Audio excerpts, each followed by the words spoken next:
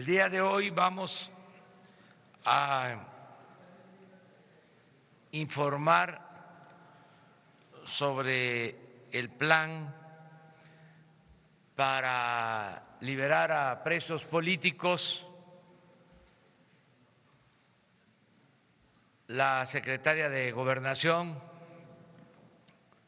la licenciada Olga Sánchez, va a informarles sobre este tema, porque así lo acordamos el día de ayer. Vamos a dar respuesta a la inquietud, pregunta, duda o interés que tienen ustedes de saber sobre cómo se está llevando a cabo este programa. Y también un compañero de ustedes hizo un planteamiento sobre desplazados y represión en Chiapas, y Alejandro Encinas va a tratar ese tema. Y luego, pues abrimos la sesión de preguntas y respuestas, como siempre. Entonces le damos la palabra a la licenciada Olga Sánchez Cordero, secretaria de Gobernación. Muchas gracias, presidente. Para informarles de que en la estructura de la Secretaría de Gobernación se creó una unidad especial para el fortalecimiento de los sistemas de justicia en nuestro país. Esta unidad está compuesta básicamente por dos direcciones generales, una de las cuales es una dirección general para el fortalecimiento de los sistemas de justicia en las entidades federativas a través de convenios de colaboración de las procuradurías estatales y de los tribunales superiores de justicia. La otra parte de la unidad, la otra dirección general, consiste ya precisamente en tener una mesa especial para la revisión de los casos en los que muchas de estas personas han sido privadas de su libertad injustamente. Tenemos ya liberados 16 personas. Hasta ahorita, en el mes de diciembre, hemos estado revisando los 368 casos que tenemos en la mesa y hasta ahorita hemos liberado 16 personas. Estas personas, muchos de ellos inclusive no han tenido ni siquiera una sentencia después de muchísimos años de estar privados de su libertad y no han tenido sentencias ni condenatoria ni absolutoria.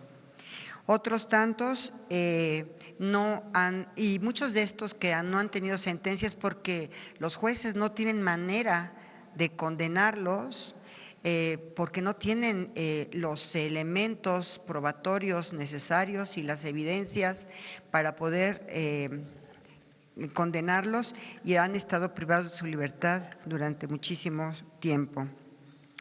Quiero compartirles que estamos haciendo esta revisión de los 368 casos, pero que ya no quiero decir los nombres de estas personas en libertad por privacidad de sus datos personales. Pero estas 368 casos los estamos revisando muy puntualmente. Esta mesa está compuesta tanto por personal de los reclusorios como por representantes de la Procuraduría General de la República, como por los abogados defensores, por organizaciones sociales y sobre todo por gente sumamente calificada para revisar expedientes penales. Pero en todos estos casos lo que hemos encontrado son rezagos importantes en la impartición de justicia y la privación prácticamente ilegal de la libertad de muchos de estos que están en este momento en las prisiones del país. Yo sí quisiera decirles que esta mesa y esta estructura de la Secretaría de Gobernación va a ser permanente.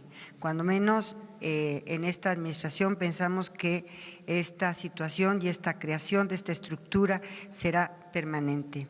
Si algo que ha tenido la población en todo este tiempo ha sido una falta de respuesta del sistema de justicia, tanto a nivel local como a nivel federal.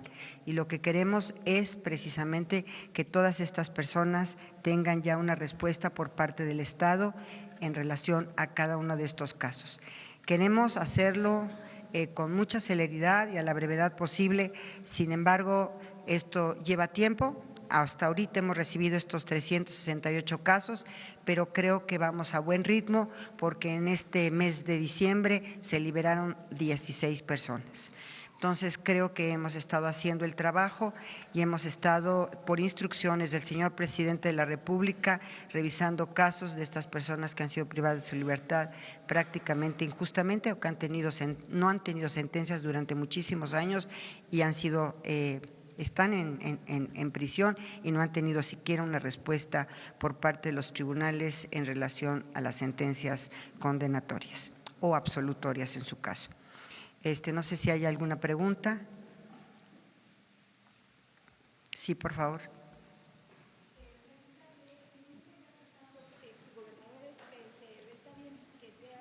El asunto de presunción de inocencia, pero el caso de los gobernadores considero es de interés general. Por ejemplo, los que ya habían pedido, hablado con el presidente Andrés Manuel López Obrador. Estamos revisando estos casos, pero también quiero ser muy puntual. Muchos de estas personas que están en este momento privadas de su libertad tienen procesos locales en sus estados, no son procesos federales. Nosotros lo que estamos revisando en este momento son procesos federales, precisamente porque es la esfera de nuestra competencia. Sin embargo, a través del amparo o de las instancias del Poder Judicial Federal podríamos empezar a revisar los casos de muchas de estas personas que tienen causas penales únicamente de carácter estrictamente local y en las entidades federativas correspondientes.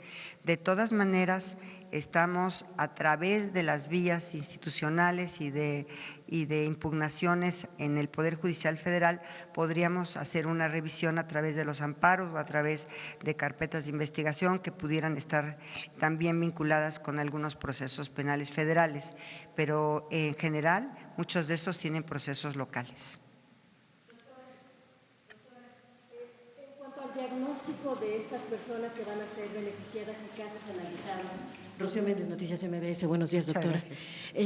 Tenemos entendido que prácticamente el 60% son personas que cayeron en esta desventaja y fueron privadas, como usted nos advierte, posiblemente ilegalmente de su libertad por estar en la defensa de la tierra o en este tipo de circunstancias. ¿Podría aclararlos? Porque sí, también tenemos entendido que hay muchos jóvenes que por su protesta política, entiéndase normalistas o estudiantes universitarios, también están en prisión. Denos detalles, por favor. Es correcto, inclusive tenemos ambientalistas que están privados de su libertad por haberse opuesto a las prácticas del fracking.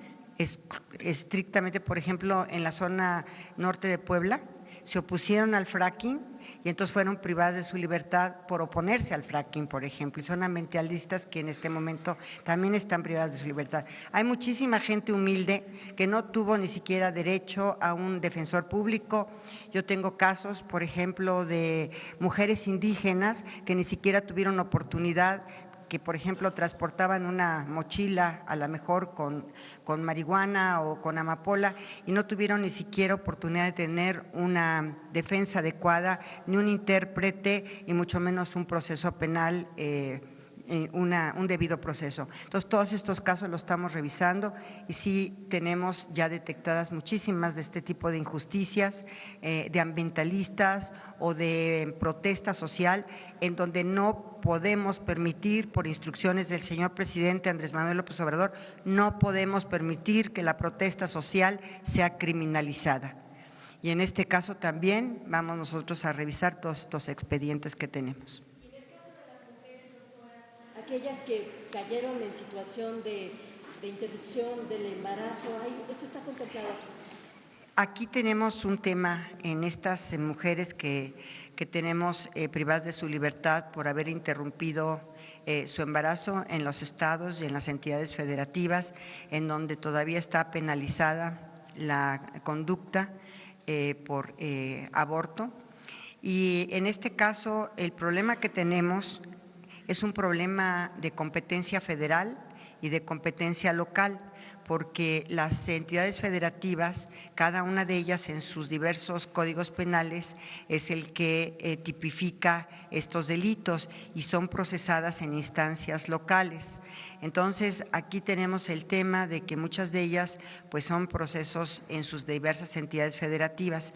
Por supuesto que este es uno de los grandes temas que nosotros estamos tratando de analizar y probablemente apoyándolas en el amparo con defensores públicos, podríamos nosotros lograr que ya lograran saltar, digamos, la instancia local para llegar a la instancia federal y pudiéramos nosotros tener una posibilidad de revisar estas causas penales a través de la justicia federal y de las procuradurías y del sistema de justicia ya del Poder Judicial Federal. De 368 casos, ¿a cuántos corresponden? ¿A mujeres, a indígenas? Tengo la lista, aquí está, pero de verdad por razones de privacidad y datos personales de todas estas personas que han solicitado estar dentro de la mesa de análisis y seguiremos todo el sexenio revisando los casos y vamos a ir revisando caso por caso. Sí puede haber un desglose de cuántos casos, no que nos digan los nombres, pero sí cuántos casos hay. Tenemos 368 casos ahorita en revisión. ¿Cuántos son? ¿De cuántas mujeres? Pues está aquí la lista, no he contado cuántas son mujeres y cuántos son hombres, pero aquí están. Dice que van avanzando. ¿Perdón? La lista de los… La distinción, con mucho gusto, cuántas mujeres y cuántos hombres, con mucho gusto, nada más es cuestión. También por tipo de delito. Sí, muchos de ellos están privados de su libertad, precisamente por esta oposición al fracking. Ahí en este caso tenemos que tener desistimientos de la parte agraviada, que es la Comisión Federal de Electricidad, por ejemplo.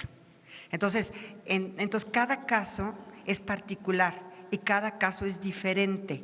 No podríamos generalizar ahorita porque uno está por fracking, otro está por motín, otro está por atentados contra las vías de comunicación, otros, bueno, hasta a muchos de ellos les han hecho montajes de secuestros o de extorsiones y muchos de ellos ni siquiera hay elementos probatorios suficientes como para que continúen privados de su libertad. Señala usted de que van avanzando rápido, Atlante Muñoz, señala usted de que van avanzando rápido en la Pues 16 casos. Sí. ¿Tendrá usted un comparativo de cuántos se liberaron en el gobierno anterior o cómo se Yo creo dio que en esta el marcha? gobierno anterior no había este tipo de instalación de una mesa como la que, por instrucciones del presidente Andrés Manuel López Obrador, hemos instalado en la Secretaría de Gobernación. Ha sido una insistencia constante del señor presidente de que todos estos casos se revisen porque muchos de ellos no hay delito de presos políticos, pero por manifestaciones en contra del sistema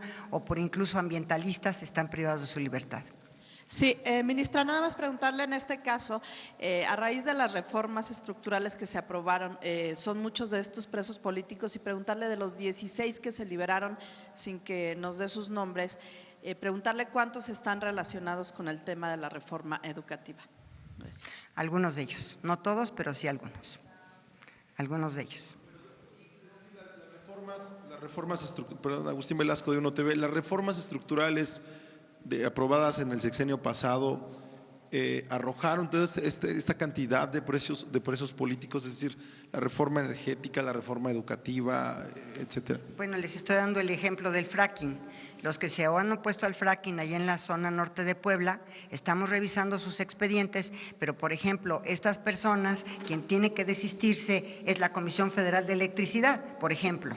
Entonces, hay denuncias de ciertas instituciones públicas o de secretarías de Estado o de órganos autónomos o en este caso, por ejemplo, de la propia comisión, en donde tenemos que tener el desistimiento de estas instancias de gobierno y lo vamos a estar haciendo constantemente.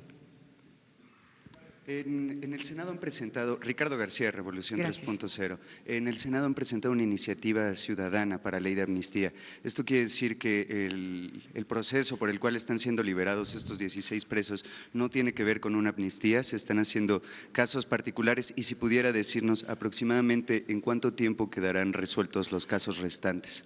La ley de amnistía, que también es una, digamos, una instrucción del señor presidente, tenemos que tener detectados los universos de personas a las cuales van a ir dirigidas. Nos ha instruido de que hagamos un universo de personas, por ejemplo, de jóvenes que tenían por pobreza, estaban en los campos contratados en campos de marihuana o de amapola, jóvenes que tenían de posesión de droga más del gramaje permitido por la ley, y todos estos jóvenes, desde luego que también están privados de su libertad, pues como diría en mi época, hace muchísimos años, prácticamente son jóvenes, así decía mi madre, marihuanos, ¿no?, que tenían más posesión de droga y que ahorita están privados de su libertad. Entonces el presidente de la República nos ha instruido, porque una ley de amnistía pasa por el Congreso, por supuesto por el Congreso Federal, y tiene que tener un universo de personas determinadas. Lo que estamos haciendo es revisar caso por caso en esta mesa de reconciliación y justicia, así la hemos llamado, en la Secretaría de Gobernación, y en este momento no es una ley, sino es la revisión particular de los casos. Pero cuando tengamos el universo de personas a los cuales puede ir dirigida una ley de amnistía, le vamos a presentar al señor presidente de la República nuestra propuesta. Buenos días, Eduardo García de Infocel. Secretaria, en ese sentido y dada la lenta impartición de justicia que hay en México, ¿no le preocupa que algunos nuevos delitos federales que se está proponiendo por la nueva administración sean graves y que mucha gente pueda ser acusada, sometida a cárcel y padecer de estos largos procesos sin justicia? ¿No debería de haber una reforma al mismo tiempo del sistema de justicia paralela o anterior? El señor presidente…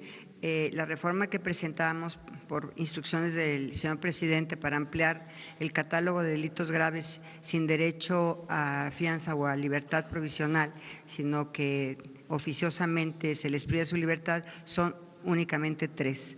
Son hechos de corrupción, por una parte; por otra parte son delitos electorales y desde luego el robo de combustible, por considerar que estos 3 delitos han afectado gravemente a la sociedad.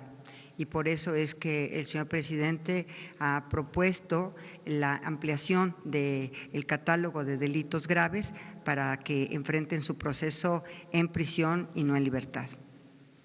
Sí, Ernesto Ledesma, de Rompeviento TV. En lo que toca, secretaria de Gobernación, perdón, en lo que toca a los presos políticos locales, que es una gran mayoría, en lo que toca a presos políticos de rango federal, ¿están teniendo algún tipo de colaboración por parte de algunos gobernadores? Porque transferirlo a proceso federal mediante el amparo puede alargar muchísimo la condición de los presos. Desde luego que ¿Hay algunos gobernadores que están colaborando? A través de la otra Dirección General de Fortalecimiento al Sistema de Justicia, vamos a hacer convenios con los gobernadores, todavía no. Ese es un tema que está pendiente, pero ya está instalada la Dirección General para el fortalecimiento del sistema de justicia en México. No es revivir el CETEC, como ustedes saben, sino ya es una acción más conjunta y coordinada con los gobernadores para fortalecer tanto el sistema de procuración de justicia como el sistema de impartición. En procuración de justicia tenemos un rezago enorme y tenemos también un problema de que no se investigan adecuadamente los hechos ilícitos que se cometen en las entidades federativas, sobre todo en algunas entidades federativas. Entonces tenemos que, a través de esos convenios de colaboración, apoyar hasta donde, obviamente respetando la soberanía de los estados y su autonomía, hasta donde nos permitan poderlos ir fortaleciendo tanto en materia de procuración como en materia de impartición. Pero la respuesta es que en muchos de estos casos no han tenido una respuesta de este sistema de justicia rápida y eficiente. A ver, yo creo que ya hasta ahorita dejo esto y voy a darle la palabra al subsecretario de Alejandro Encinas. Sí quisiera decirles que les va a platicar sobre un tema que es verdaderamente un tema muy delicado en nuestro país, pero que nunca se había visibilizado en nuestro país, que es el tema de los desplazados. Este tema nunca existió y ahorita vamos a platicar sobre él. Muchas gracias. Con su autorización, señor presidente. Bueno, como lo planteó ayer Ernesto de Ledesma de Rompevientos TV, efectivamente el pasado 18 de diciembre hizo el planteamiento aquí en la conferencia de prensa respecto a la muy difícil situación que se está viviendo en los Altos de Chiapas, particularmente en la zona Chenaló y Aldama. Desde ese mismo día, por instrucciones del señor presidente de la República, establecimos contacto directo con el periodista Ernesto Ledesma y ese mismo día, por la tarde, se instaló la mesa de seguimiento a los problemas de desplazamiento forzado que se deriva de la ley que existe en el Estado de Chiapas, una ley de desplazamiento forzado que obliga al gobierno del Estado a establecer una mesa para la atención de este tipo de problemas. Toda vez se trata de un asunto estrictamente local. Desde días anteriores, pero particularmente a partir de esta denuncia, hemos mantenido una relación estrecha con el Gobierno del Estado. El propio 19 de diciembre me reuní con el secretario de Gobierno del Estado, donde establecimos un mecanismo de seguimiento y atención a este problema. Los días 27 y 28 de diciembre, un grupo de funcionarios de la Secretaría de Gobernación, particularmente del área de atención a la violencia contra la mujer y de garantía de los derechos humanos, se desplazó para hacer una visita a los campamentos y a los lugares donde está este problema vigente, en donde efectivamente pues, los problemas de violencia, de presencia de grupos paramilitares y de una gran capacidad de fuego, incluso de grupos ligados presuntamente a la delincuencia organizada, ha generado niveles de violencia de nueva cuenta, como sucedió en el mes de abril con el asesinato de 2 niños y ahora de nueva cuenta en los primeros días de este mes, gente que ha sido víctima de la violencia que lamentablemente se ha venido recrudeciendo. Estamos atendiendo esta situación en el ánimo no solamente de considerar las partes en donde hay un litigio por un conflicto agrario que se agudizó en el momento en que el Tribunal Superior Agrario otorgó una compensación de cerca de 15 millones de pesos que alentó lamentablemente la confrontación en esta disputa por un predio de alrededor de 60 hectáreas, pero habrá que hacer una acción institucional en apoyo al gobierno del Estado de Chiapas, donde se involucrará el conjunto de las dependencias del gobierno federal.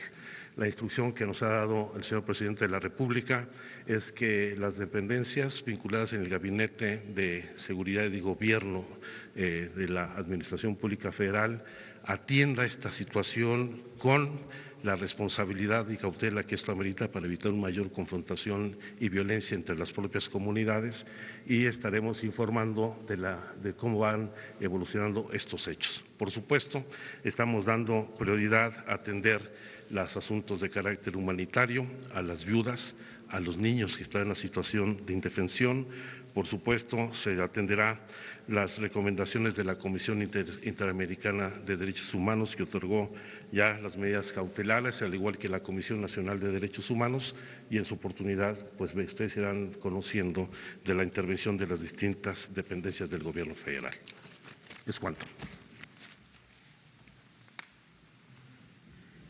No hay pregunta, a ver. El número de desplazados, ¿cuántos son mujeres? ¿Cuántos? Los están desplazados prácticamente en la zona. Hay que recordar que es una zona donde hay un conflicto social muy intenso. Por supuesto, tenemos antecedentes lamentables como el caso de Acteal. Hay influencia en esta zona con los caracoles zapatistas. Esto tiene que irse manejando con mucha cautela y detenimiento. Creemos que son alrededor de 600 las personas que están afectadas por esta situación en esta región del Estado, lo cual no es el único problema que tenemos en la entidad, como lo tenemos también en otras entidades de la República, pero eso va a tener una atención especial, dada pues, lo delicado que es el asunto en las convivencias entre las comunidades. Por favor. Sí, con respecto de las pérdidas de las cosechas de Café y otros, de prácticamente todo el municipio de Aldama, de los 12 poblados que componen esa comunidad. ¿Va a haber alguna indemnización para todas estas familias por parte del gobierno federal, por parte del gobierno estatal, en lo que toca al involucramiento de la policía estatal, del gobierno de Rutilio Escandón, que tiene una base de operaciones mixtas en Santa Marta, que es de donde provienen los disparos? ¿Qué se está haciendo si es la propia policía estatal quien está vinculada y que ya hay testimonios audiovisuales que así lo certifican? Y en lo que toca a los desplazados, en el caso de Chalchihuitán, el Centro de Derechos Humanos Fray Bartolomé de las Casas ha solicitado medidas cautelares para ellos. Sin embargo, el síndico de Chalchihuitán mandó a destruir los campamentos de los desplazados. ¿Y qué va a hacer el gobierno de Andrés Manuel López Obrador en lo que toca a la condición en la que están viviendo ahorita los desplazados, que son condiciones verdaderamente infrahumanas? En el primer caso, por supuesto que habrá la reparación de indemnizaciones por la pérdida de las cosechas. Esto será en coordinación en el gobierno federal y el gobierno del estado. Sobre el caso de la Policía Estatal establecida en la comunidad de Santa Marta, efectivamente se está haciendo la investigación para deslindar las responsabilidades y en su oportunidad será a través de la coordinación de seguridad pública de esta región en el estado, como será la intervención por parte de las fuerzas de seguridad del gobierno federal. En tercer lugar, por supuesto que habrá que seguir el diálogo con el regidor de Chalchihuitán, que indudablemente es uno de los puntos de mayor tensión que tenemos en la región. Es ahí donde está radicado el problema por esta disputa del fondo de 15 millones de pesos que otorgó el Tribunal Superior Agrario. Y en el último caso, la instrucción del presidente de la República es dar toda la asistencia y apoyo humanitario para mitigar las situaciones de precariedad en las que se encuentran las víctimas. Hoy viene el secretario de Gobierno, vamos a hacer el seguimiento con él y esperamos que hoy concretemos muchas de estas medidas. Muy bien, pues se cumplió con este propósito de informarles. El objetivo principal es que no haya presos políticos, que ningún ciudadano sea víctima de represalias por su manera de pensar, por su postura política, que no se utilice ninguna institución del Estado para afectar a los ciudadanos de manera injusta, que no se fabriquen delitos a opositores, adversarios, como sucedía. No estoy inventando nada.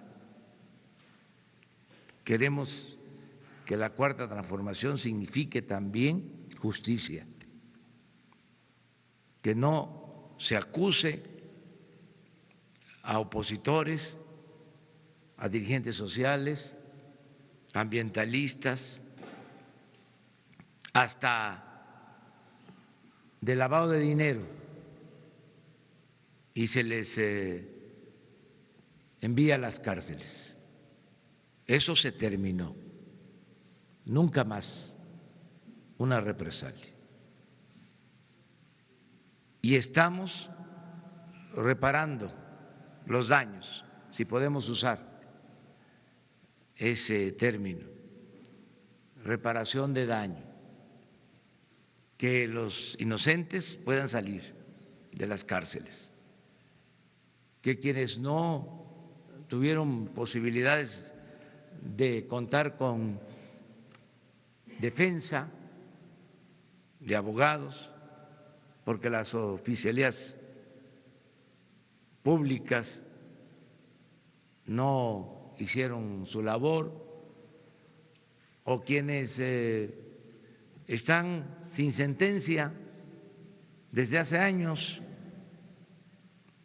que se revisen todos estos casos,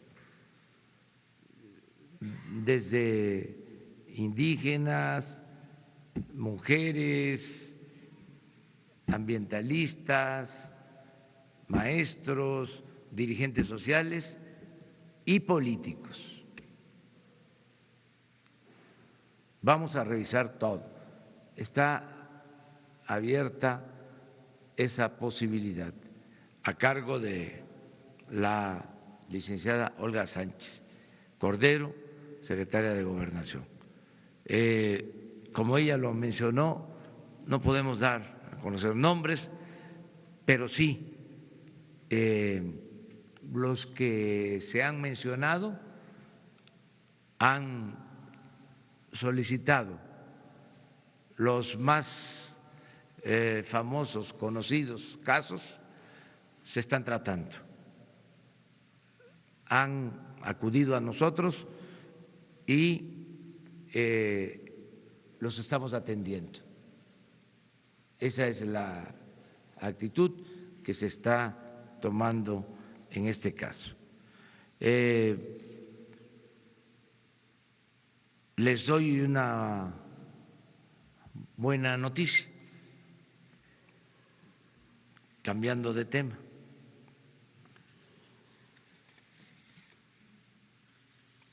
Vamos logrando el propósito de que no se roben los combustibles.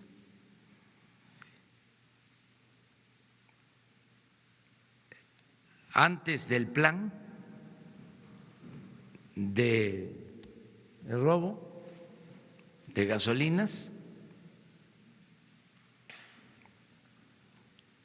en promedio eran 787 pipas diarias. 787 pipas diarias. Con el plan se ha bajado a 177 pipas diarias, es decir, 610 pipas menos diariamente. 610 pipas menos diariamente. En total se han robado, desde que iniciamos el plan, se han robado 8.540 pipas menos. Si se colocaran las pipas una tras otra, son como 80 kilómetros de pipas, las que ya no se han robado. En dinero ha significado un ahorro de 2.500 millones de pesos. 2.500 millones de pesos. Informo esto para agradecerle a la gente por su apoyo, por su respaldo. Y sí, han habido molestias en algunos lugares, no ha sido generalizado, pero no ha sido en vano. Si los ciudadanos nos siguen apoyando, nos siguen respaldando, vamos a acabar con la corrupción, que ese es el propósito. Cero corrupción, cero impunidad. Ahí están los resultados.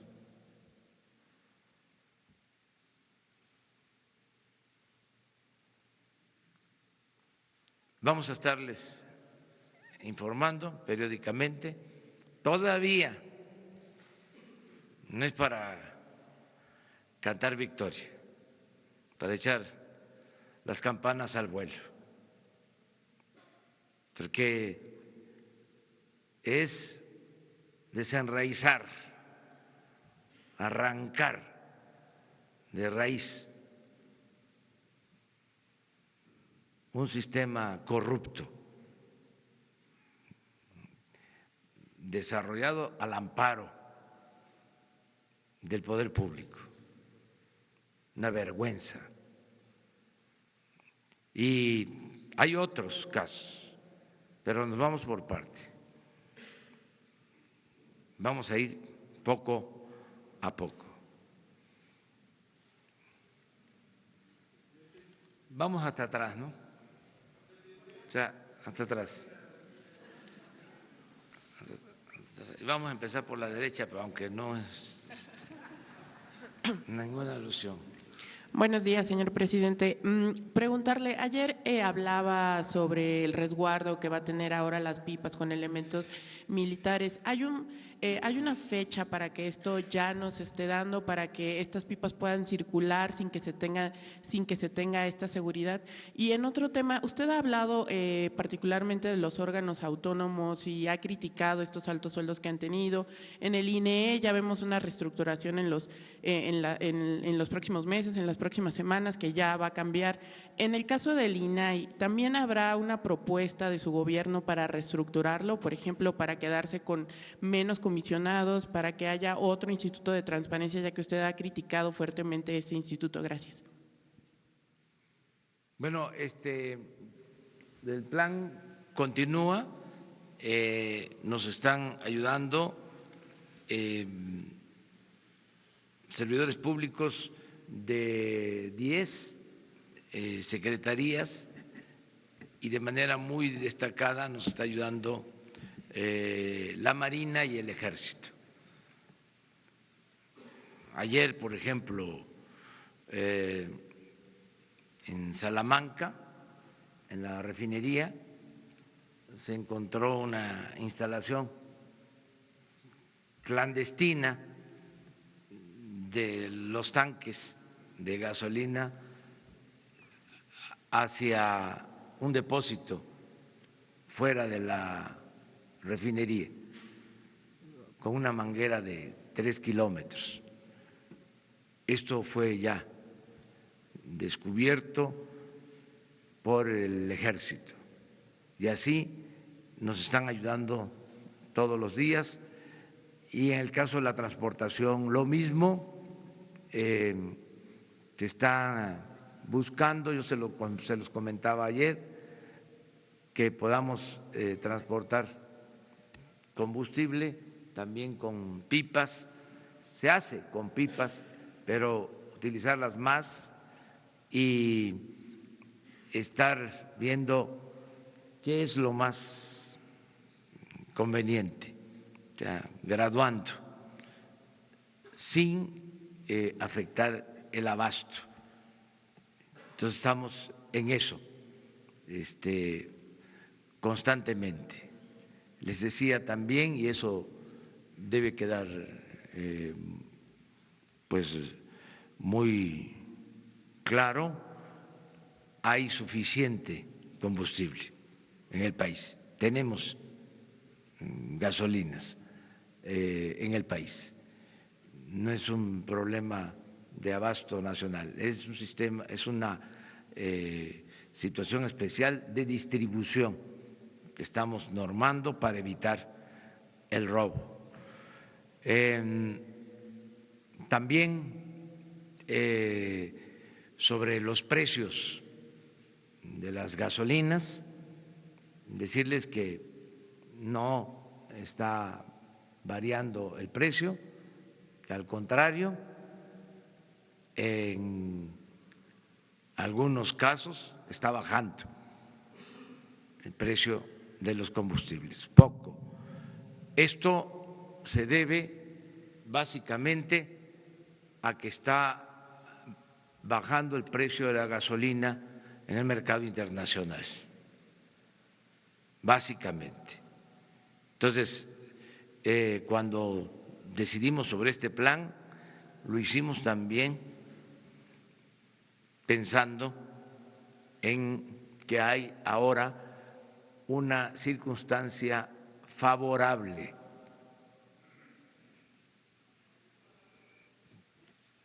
de precios bajos de combustibles a nivel internacional. No olvidemos que desgraciadamente por el abandono a Pemex, por el saqueo a Pemex, por la política de pillaje que significó el llamado neoliberalismo, estamos comprando los combustibles en el extranjero. Se compran 600,000 barriles diarios de combustibles, de gasolinas en particular, de 800,000 barriles que consumimos diariamente, se compran 600,000. Entonces ahora, por fortuna, por suerte, ese combustible que se está comprando se adquiere a precio bajo. Además se está comprando ya mejor el combustible. Un día vamos a hablar ampliamente sobre este tema. Entonces, esto nos permite tener abasto y al mismo tiempo mantener los precios. ¿Hasta cuándo se quedará la seguridad? Disculpe. ¿Hasta cuándo habrá? Hasta que se normalice. ¿Pero hay una fecha que su gobierno ya tenga planteado? Bueno, vamos a estarlo viendo aquí con ustedes. Se le va a dar seguimiento. Una regla de oro de la democracia es la transparencia. Aquí todos los días vamos a tratar los temas. Y sobre el INAI, señor, ¿habrá una propuesta? Sí, no queremos nosotros intervenir en organismos autónomos. No está en el plan nuestro el que se reestructuren, se achiquen o desaparezcan organismos o instituciones autónomas. Tenemos diferencias, pero no es eso para nosotros prioritario.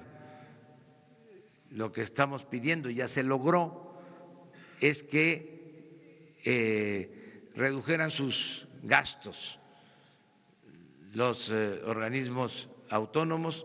Esto lo hizo el Poder Legislativo, porque ellos dieron el ejemplo, ya hablamos de ese tema, que los senadores, los diputados redujeron sus gastos, todo lo que es el Poder Legislativo, y esto llevó a que otros organismos, otras dependencias autónomas hicieran lo mismo, o en el Congreso, en la Cámara de Diputados, se hicieran los ajustes al presupuesto. Y todos estamos en el plan de austeridad republicana. Aquí en la presidencia vamos a ahorrar. Yo les informo que el año pasado se autorizó un presupuesto que no fue el devengado, porque eso todavía está por verse, pero el autorizado fue de 1.800 millones, para este año ya son 1.500, y yo espero que ahorremos una cantidad considerable. Y no tengo la menor duda, porque ya no hay pues todo el aparato que había. Imagínense, nos acaban de entregar de la antigua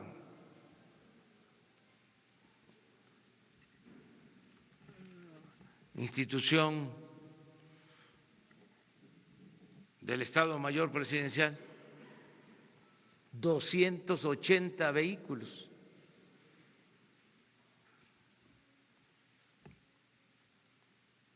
Como 80 camionetas blindadas,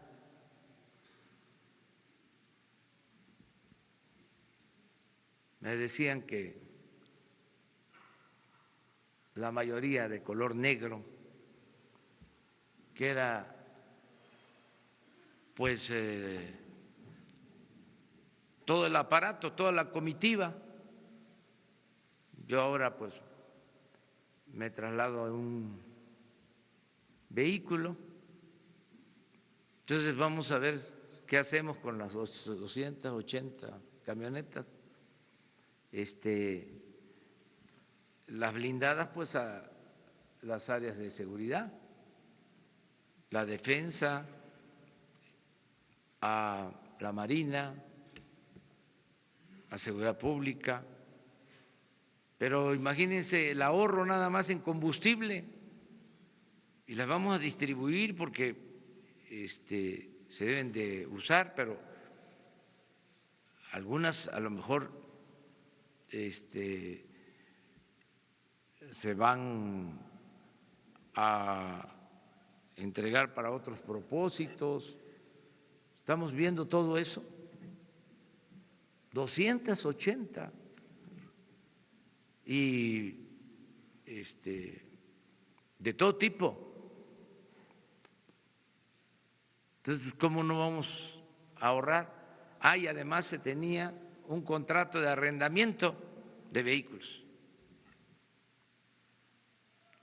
Entonces, nos va a alcanzar el presupuesto. Por eso celebro que los organismos autónomos hayan aplicado el plan de austeridad. Quedamos los de atrás, pero… Gracias, presidente. Buen día, secretaria, subsecretario. Alejandro Lelo de la Red Diario Basta, Grupo Cantón. Presidente, vemos que coincide la baja en el robo de combustible con el cierre de los ductos. Es como un poco, en la casa tengo una fuga y cierro la llave de paso, pero bueno, ya no tengo agua, tengo que acarrearla para utilizarla. ¿En qué momento van a abrir esa llave y qué están haciendo para que cuando la abran no se repita este robo de combustible y se vuelva a disparar? Y la segunda pregunta, muy concreta también, hay otras, y ahora que está de moda el huachicoleo, si me permite llamarle también otra forma de huachicoleo, que el ciudadano llega a la gasolinera y le venden litros de 800, de 900 mililitros, y son miles. Hay un caso histórico en el sexenio de Fox, una subsecretaria del consumidor fue destituida y se le señaló de chantajear, extorsionar gasolineras para campañas panistas. Ahí está la historia por ahí del 2004, 2005. Eso quiere decir que sí tiene dientes la Procuraduría del Consumidor para combatir. ¿Qué está haciendo, qué va a hacer su gobierno para combatir también este huachicoleo contra el ciudadano? Sí, vamos a estar actuando. Es un equipo multidisciplinario, intersecretarial, el que atiende esto. No solo es Pemex, está la Secretaría de Economía, está participando la Secretaría de Gobernación y otras secretarías. Y también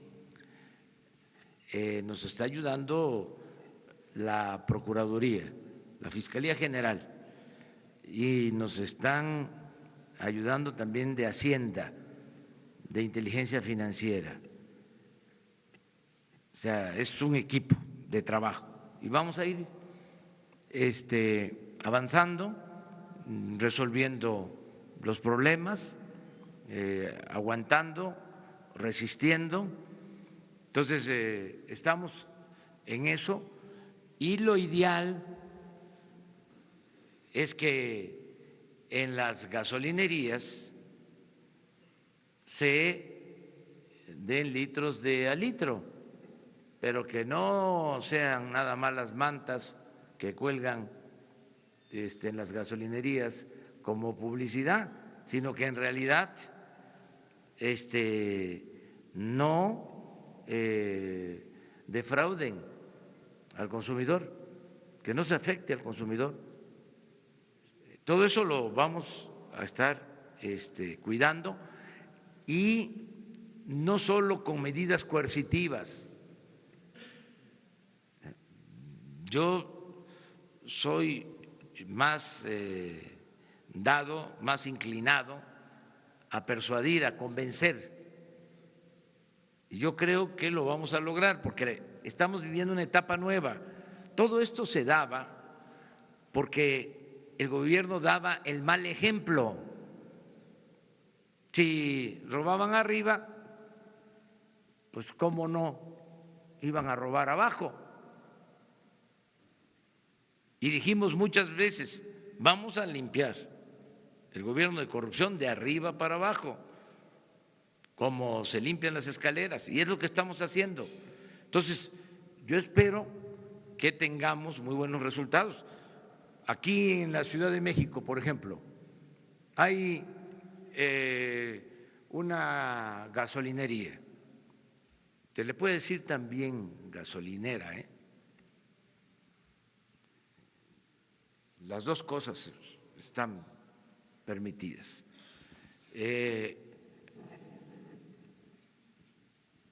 Hay una que es ejemplo, la de la Marina. En el eje 3, porque, entre otras cosas, la gente tiene la percepción, y esto obedece a la realidad, de que ahí se da completo el litro. Entonces, en general, todos aportarnos bien, todos aportarnos bien. De todas maneras, vamos a estar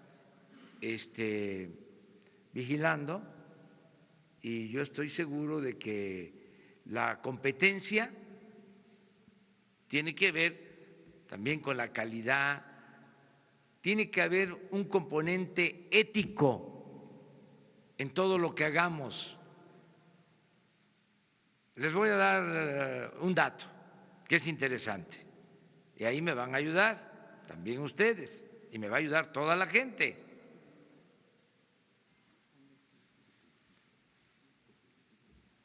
Hablaba yo de que está bajando el precio de las gasolinas a nivel internacional. Todavía Pemex abastece a las gasolinerías en un 95% aproximadamente. Es decir, Pemex está comprando la gasolina y la entrega a los concesionarios. Y se está vendiendo la gasolina a menor precio.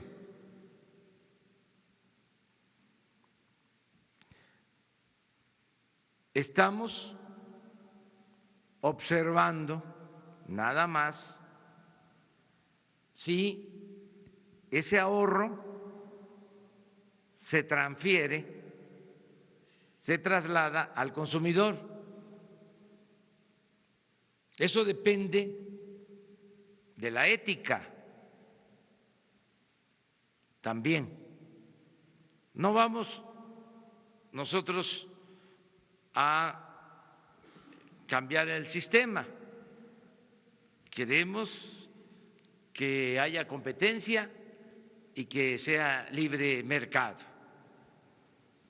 pero que no vayan a abusar en los márgenes de utilidad.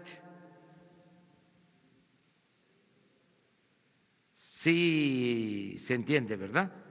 Entonces, vamos aquí a estar viendo eso,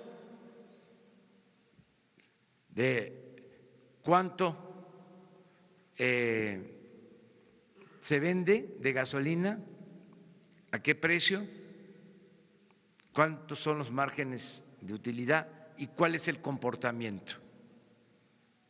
O sea, para que haya verdadera competencia. Si hay competencia, se ayuda, se beneficia el consumidor. Entonces, todo esto va a significar más transparencia en todo sentido y más debate y diálogo. Ayer, por ejemplo, que mencioné que nos costaba más barato trasladar la gasolina por ductos, pues es una cosa obvia, ¿no? Y que luego los buquetanques y que luego el ferrocarril y que era más cara el traslado de combustibles, era más caro el traslado de combustibles por pipas, inmediatamente, ¿no?, los analistas adversarios diciendo que, bueno, sí, ya no se usan los ductos, pero ahora sale más caro trasladar la gasolina por pipas. Pues sí, pero es muchísimo más caro que se la roben. O sea, de sentido común, que es a veces el menos común de los sentidos, de juicio práctico. Pero es buena la polémica. O sea, el que podamos debatir para saber cómo van las cosas. 3 más, ya. Presidente, yo le quiero preguntar por un personaje en este tema del cuidado de los ductos. El general Eduardo León Trawitz, que fue el encargado durante el sexenio pasado de Pemex Seguridad, él había sido jefe de escoltas del expresidente Enrique Peña Nieto desde su época como gobernador del Estado de México, y luego ya que pasa al gobierno federal le da el encargo de cuidar los ductos de Pemex. ¿Qué tanta responsabilidad se le ha encontrado a este personaje en este asunto del huachicoleo, tanto arriba como abajo? ¿Ya lo cambiaron de encargo o siguen el encargo todavía de cuidar los ductos de Pemex? Gracias. A ver, que levanten la mano de manera democrática y en honor a la verdad que es revolucionaria, la mentira es reaccionaria. A ver, que levanten la mano los que sabían de este personaje. 1. Pues sí existe el general, pero no se sabía nada. ¿Sí? Ahora se sabe porque se le menciona en asuntos que tienen que ver con la seguridad de Pemex. Él estaba a cargo de la seguridad de Pemex.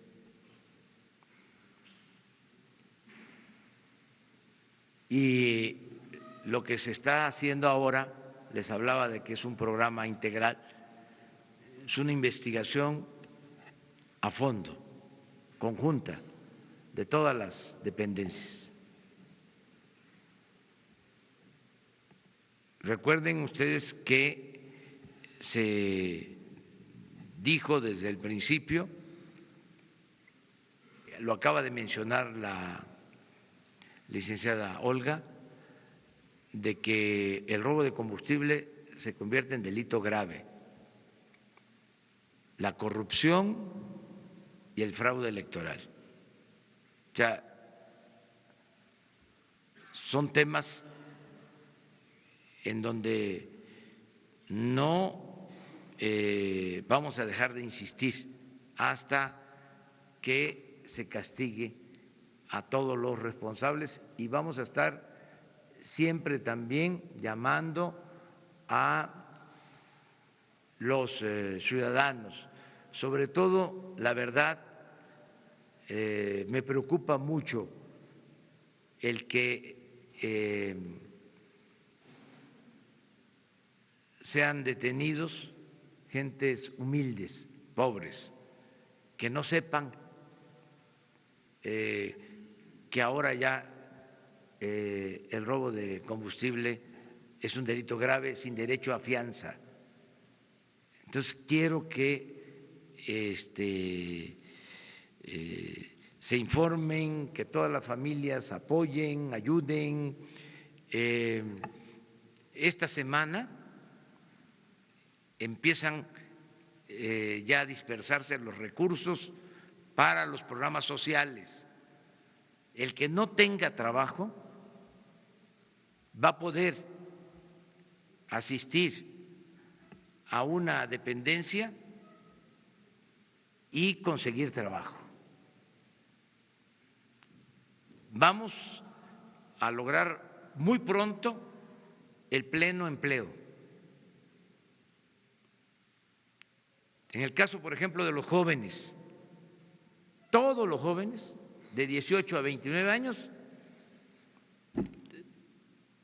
van a recibir su apoyo. Poco, pero muy digno. Poquito porque es bendito. 3,600 pesos, pero que no les falte lo indispensable, para que nadie se vea obligado a tomar el camino de la delincuencia.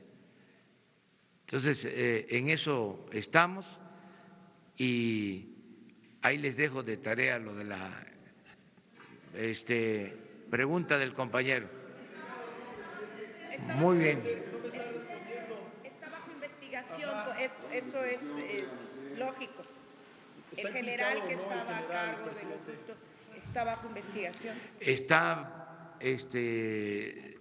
en una lista de personas que se investigan con relación a esto, sin que haya todavía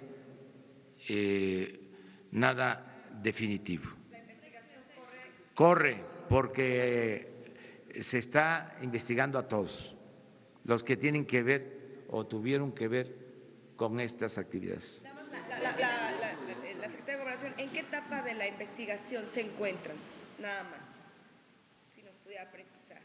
En todos los casos se está trabajando en lo que tiene que ver con precisamente la investigación. Hasta ahí. Uno ya.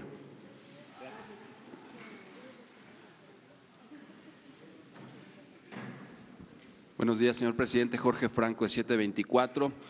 A través de las redes sociales recogemos constantemente la inquietud de la gente, quien quiere saber avances en la estrategia en materia de seguridad pública, la inseguridad que ellos viven a diario.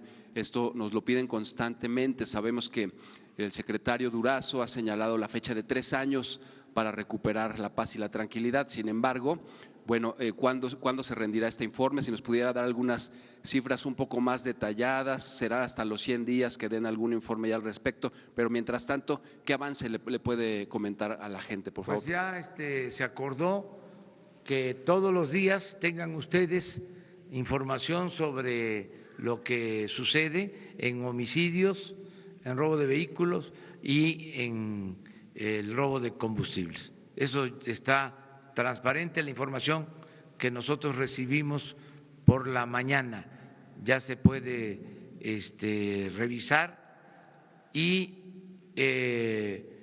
vamos a dar un reporte cuando tengamos la cifra oficial que se da alrededor del día 20 de cada mes.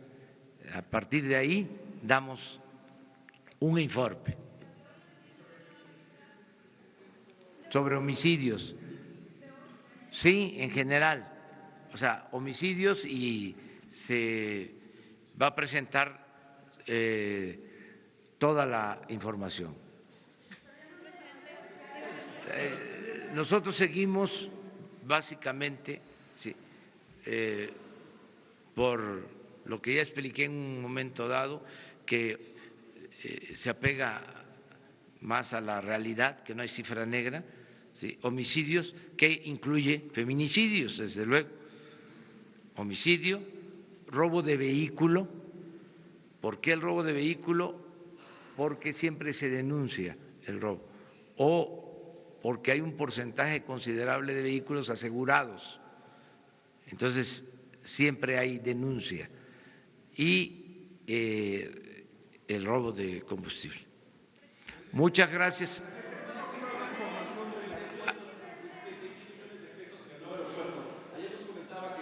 Nos iba a dar los pormenores, cómo va esta investigación. Van a informar de la Procuraduría, les pedimos toda la información. Les adelanto que no presentó la Policía Federal Preventiva ninguna denuncia. O sea, lo queremos manejar con mucho cuidado el caso, porque no tiene fundamento, pero no queremos exhibir a nadie, porque incluso no vemos que haya mala fe en el periódico. Pensamos que fueron sorprendidos. Entonces, se va a informar, se va a hablar con el director del periódico para darle toda la información, pero no hay elementos de prueba sobre la denuncia. Para empezar, la Policía Federal Preventiva no presentó, ya lo revisaron los responsables, ninguna denuncia por corrupción en la construcción del aeropuerto. Los homicidios, presidente. Sobre el esquema en los sindicatos que se utilizaron, sindicatos para cargar dinero, para cargar materiales. Entonces quiero preguntarle qué se necesita para que ustedes activen una investigación, porque si bien es cierto que la Policía Federal en este caso no tenía las facultades para investigarlo, hay elementos públicos que nos hablan de un esquema de corrupción con nombres claves, con mecanismos. Entonces, ¿qué se necesitaría para que ustedes investiguen este caso? No, pues cuando uno sabe de un delito, uno está obligado a denunciarlo y la autoridad tiene que proceder. Pero en este caso no fue así. En este caso no presentó la Policía Federal Preventiva ninguna denuncia. No quiero decir más, pues. Ahora que lo saben, lo van a investigar, ya conocen los hechos, ¿van a presentar la denuncia en este momento y se podrá activar la investigación? Sí, pero no hay elementos, o sea, no hay pruebas. ¿Saben cuántas denuncias hay en la Procuraduría? Hoy estaban informando, en general, unas fundadas, otras sin elementos, 103,000 denuncias. O sea, es mucho el rezago. En este caso fue algo que no corresponde a la realidad. O sea, si no se los diría, Lo que pasa es que no me quiero meter al fondo porque es cuando alguien se equivoca o se comete un error. A veces yo digo, este periódico o la prensa fifí, porque los veo malintencionados, tendenciosos. Ya ves cómo son, que se dan baños de pureza, ¿no? Y son unos reverendos hipócritas. Ahí sí, pero acá no, acá fue que se manejó una información, eso suele pasar, que llega información a las mesas de redacción por distintas causas. Yo estoy seguro que el director del Universal no sabe de esto. Lo que vamos a hacer, y eso fue lo que instruí, es que se le informe. ¿Ustedes no lo van a investigar entonces, este caso? ¿Lo desestiman? Si está en la Procuraduría, lo tiene que hacer la Procuraduría. Pero de entrada, no es cierto que la Policía Federal Preventiva haya presentado una denuncia por corrupción en la construcción del aeropuerto. Punto. Ya más no se puede. Pero es que todos nos equivocamos, todos, y lo que tenemos que aceptar es el derecho a la réplica y también rectificar, no caer en la autocomplacencia, que ese es otro asunto que tiene la prensa fifí, que no rectifica y se regodea de la autocomplacencia. O sea, son jueces, ¿no? Sentencian, emiten veredictos, juicios sumarios y no son capaces de rectificar. Imagínense lo que hicieron últimamente, que en los días que llevábamos, en un mes, había crecido, se había incrementado el crimen en 60%. No se midieron y no fueron capaces de decir, pues no es así. No, el 60% es muchísimo. De 2.200